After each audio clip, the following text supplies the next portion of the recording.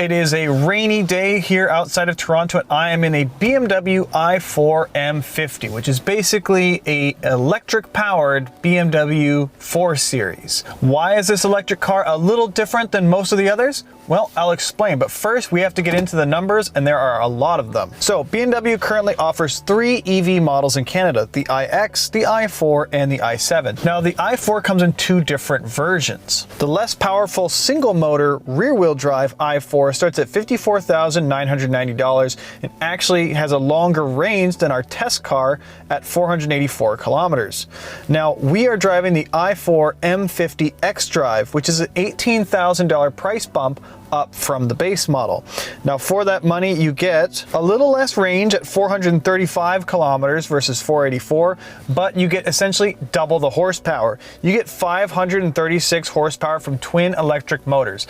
Essentially, the 2 i4s are the same chassis. One is rear drive, single motor, and this one is dual motor, all-wheel drive. You essentially just get a second identical motor driving the front wheels. You double the power. Of course, twin motors means you're using more electricity from the same battery pack, so a little bit less range, but a lot of performance, as I will explain. You can expect 0 to 100 kilometers an hour in 3.9 seconds. Now, for the Americans, that's 0 to 60 miles per hour in 3.7 seconds.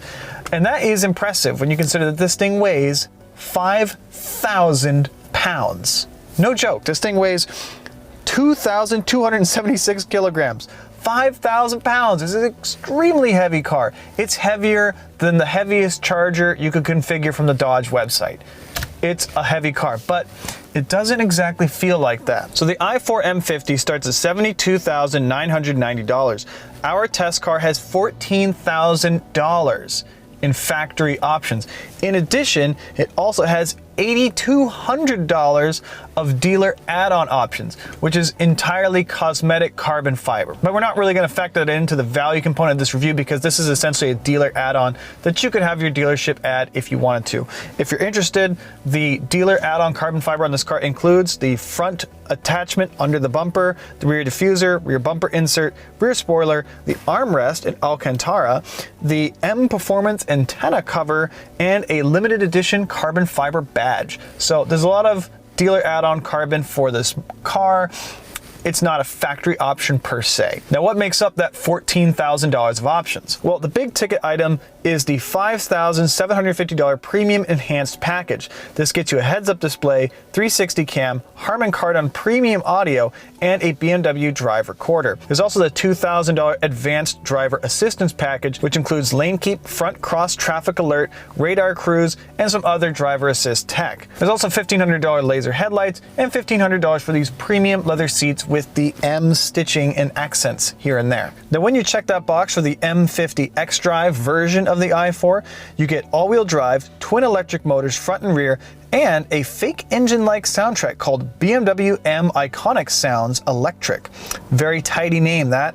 And it was actually composed by Hans Zimmer, of all people. Now, mechanical upgrades you get in addition to that second motor, well, you get M Sport suspension, variable sport steering, and M Sport brakes. There's also a lower center of gravity than a gas-powered BMW 3 Series. Both i4 models use the same battery, and this is actually faster than a gasoline-powered BMW M340i, which is coincidentally about $5,500 less expensive. Now, the party trick, I think, of the BMW i4 is that it's one of the very few electric cars you could drive and not immediately know it's electric. Unless you really hammer on this thing, it just feels like a very nice car. It feels like a 4 Series, or in this case, a 3 Series. It's the 4 Series Grand Coupe with the hatched trunk. But it just feels like a conventional, nice car. This is different than, say, something like a Hyundai Ioniq or a Tesla product in which you get in and it immediately feels different than any other gas car you've previously driven. Now, for some, that's a selling point. They want their electric car to feel different, to feel novel. But perhaps you want a car that feels normal, but just has an electric powertrain. And I think that is the strong suit of this car. There is also, of course, no denying the appeal of instant, on-tap, 535 horsepower, like this. The immediate thrust you get with electric, there's really nothing like it, including sport mode. So we put it in sport mode, and I will give you a taste of the Hans Zimmer composed sport soundtrack. So, put our foot on the brake, all the way on the gas, launch control activated, away we go. Doesn't that sound cool?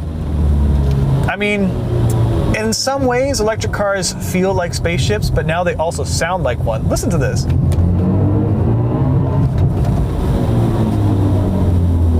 I think it's pretty cool. So how is the i4 M50 as a sports sedan? It's really good. I mean, it is very heavy, and over some bumps, it makes that mass known, but there's so much torque to move it, and the body mass is very well controlled. BMW has really struck an excellent balance between controlling that mass and passenger comfort. I've driven BMW M models before, like the X6M, which are far too stiff. They punish the driver to control that weight, and this one, it's just right. There's just the right amount of sportiness, and the adaptive suspension is quite good. But I'm gonna turn off the awesome soundtrack so I can talk to you guys a little easier. So as is typical of a BMW, it's a very customizable drive experience. You can choose your level of regen brake when you let off the gas, so it immediately begins to gather that energy back into the system. But you can set it to coast when you let off the accelerator, like a conventional gas car, if you choose. Typical for a lot of new cars, it has a very large curved LED display, and I love it. This is really well done. I love the art of the gauges. They haven't tried to make them look like conventional needle and dial gauges, because you don't have to. When you have a digital screen, you can do anything. And I like that they've had some fun with this. The colors are clearly well thought out, and they change when you put it into different modes, and it really does elevate the driving experience. It's nice to have a gauge package that isn't trying to be like a gasoline-powered car. Now, this giant screen here in the center is very cool. I like the way it works. It's very fast. It's very easy to move through the different menus. However, the far right corner is a bit of a reach. And I think that's the problem we have with these larger screens is they're beautiful, they look great, but all that real estate means you have to touch it way over there. And it can be a little difficult, it can be a little distracting at times as a driver. Now you do also have the classic BMW iDrive control wheel. I haven't touched it since I got in this car. It's not very intuitive. I don't like it very much. I get that it's there. It needs to have an alternative to the touchscreen. I don't know. I'm not a big fan of iDrive control wheels. Overall, I do love the appearance of this interior. BMW offers so many fun and exciting textures. I don't know why they keep handing out press cars with black interiors. They offer red, tan, caramel, brown, white, so many different exciting interior options. And this one has black interior, and it's very nice, but I would love a little more pop of color, especially when you're working with these black pillars and a black roof liner. It does get a little cave-like with all the black.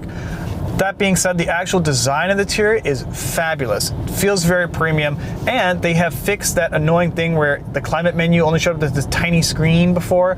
Now the climate menu is huge. It shows up on the big touchscreen. It's much more intuitive. The seats are very well shaped. They're very comfortable, and you really could do a long drive in this car, which is good because it does have 430 kilometers of range.